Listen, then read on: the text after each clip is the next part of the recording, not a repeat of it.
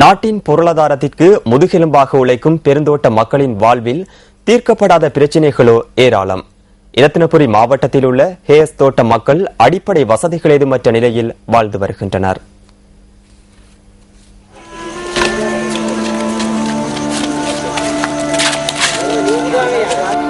கொலன்ன பிரதேச சபைக்குட்பட்ட 5 பிரிவுகளை கொண்ட ஹேஸ் தோட்டத்தில் சுமார் 400 குடும்பங்கள் வசித்து வருகின்றன.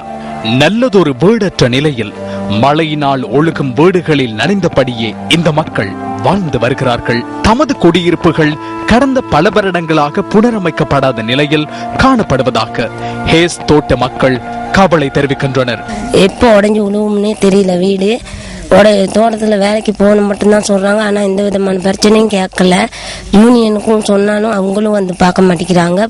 எங்களுக்குன்னு இன்ன வரைக்கும் அரசாங்கத்திலேயோ வர்ற மந்திரிமாரோ ஏஜி மூலியமாவோ இல்ல எதுவுமே கிடைச்சதில்ல. மலசல கூடம், குடிநீர் என எந்த விதமான அடிப்படை வசதிகளும் மற்ற நிலையில் பேரளவில் இருக்கும் வைத்தியசாலையில் எந்த விதமான மருத்துவ வசதிகளும் இல்லை என்றும் தோட்ட மக்கள் சுட்டி காட்டுகின்றனர். குடிக்கிறதுக்கான ஒரு நீர் வசதி கூட இல்லாம நாங்க அசிங்க தண்ணியில நீராடி குளிக்கவா அல்லது குடிக்கவா எந்த விதமான வசிக்கிறமும் இல்லாம வாழ்ந்து கொண்டிருக்கோம்.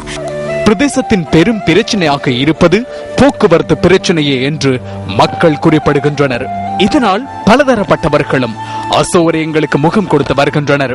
ஹேஸ் தமிழ் வித்தியாலயத்திற்கு செல்லும் வழிகள் கூட ஒற்றையடி பாதையாகவே காணப்படுகின்றமை வருத்தம் அளிக்கிற ஒன்றாகும். அவசரமா ஒரு சிகிச்சை மருத்துவமா ஒரு பபா கிடைக்கிறவங்களை கொண்டு போக கூட எங்களுக்கு எந்த விதமான வசதிகளும் இல்ல. வாகனம் போறதுக்கா நாங்க மையம் ஒன்று கொண்டு போறோம் தான் மேல ஒரு 4 கிலோமீட்டர் தூரத்துல இருந்து தான் கீழே தூக்கிட்டு வரணும்.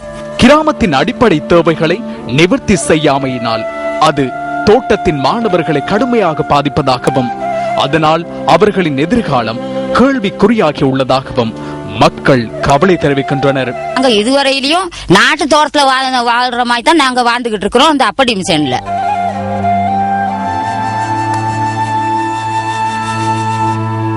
தமது வாழ்வு மீட்சி பெறவும் எழுச்சி பெறவும் சம்பந்தப்பட்டவர்கள் நடவடிக்கை எடுக்க வேண்டும் என ஹேஸ் தோட்ட மக்கள் கோரிக்கை விடுக்கின்றனர்.